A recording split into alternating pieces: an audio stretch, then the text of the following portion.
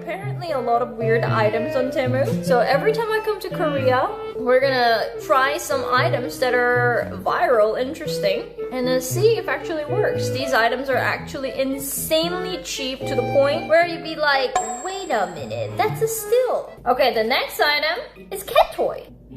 If you turn it on, oh, okay.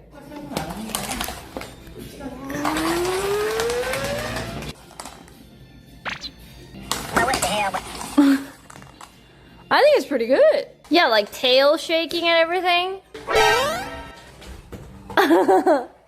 Pretty good. I think this is 10 out of 10. Simba.